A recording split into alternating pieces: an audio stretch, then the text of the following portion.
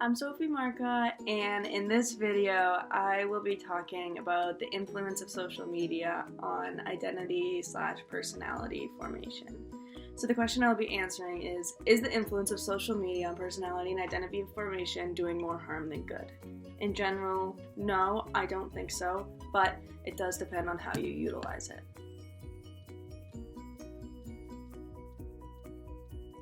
So first, I think it's best to start with the history of social media itself. Social media began in the early 2000s and has been increasing in prevalence ever since. From the Pew Research Center, when they began tracking social media adoption in 2005, just 5% of American adults use at least one of these platforms. By 2011, that share had risen to half of all Americans, and today, 72% of the public uses some type of social media. This is a 67% increase in just 6 years, and this percentage is climbing at a rapid rate. Some of the common characteristics of social media include user-generated content and direct user-to-user interaction.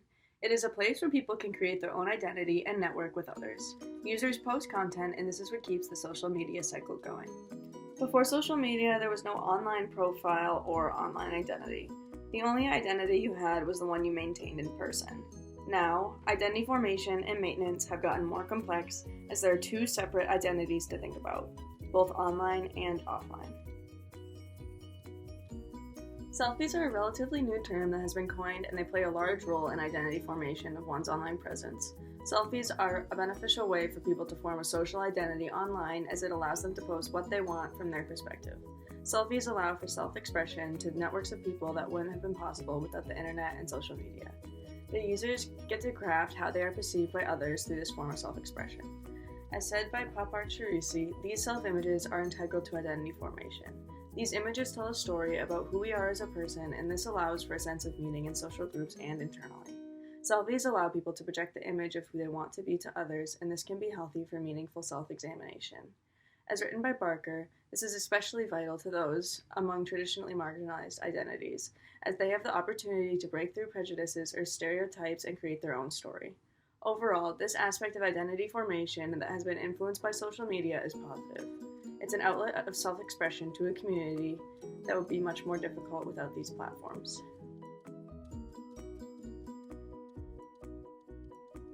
Another way that social media has affected identity formation is the increased allowance for identity play.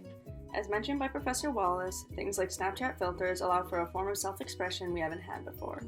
I would argue that this change is a good thing.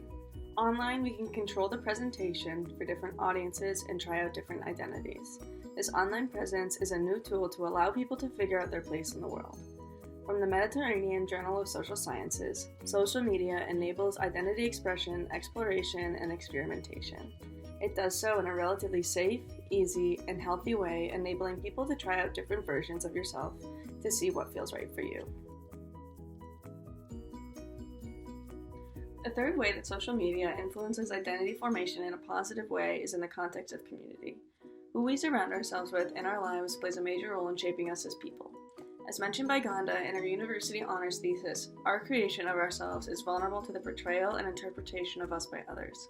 Social media allows for the expansion of our communities and networks. We are greatly influenced by the comments, likes, shares, etc. on the content we put out there.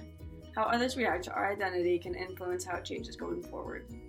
In a conversation on NPR with high schoolers and their position on social media, they say that retweets or a favorite is basically others saying, "You're so pretty," and to them, this feels good, boosting self-esteem and the preservation of their current identity. This validation is healthy and allows one to be confident in who they are. Social media allows for this validation concept to be amplified. It now goes outside just the peer group and extends to social media communities.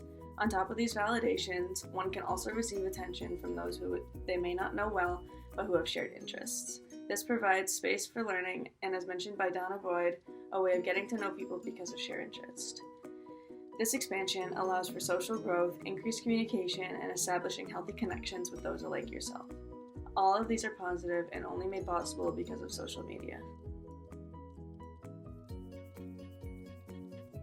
Overall, there has been a shift in the way identity formation happens.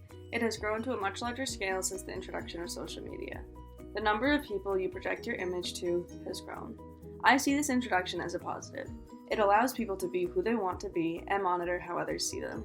It boosts self-esteem through healthy validation. Finally, it grows character through the introduction of those who share similar interests as you. Social media allows you to grow as a person and learn things about your identity that you may not have known otherwise.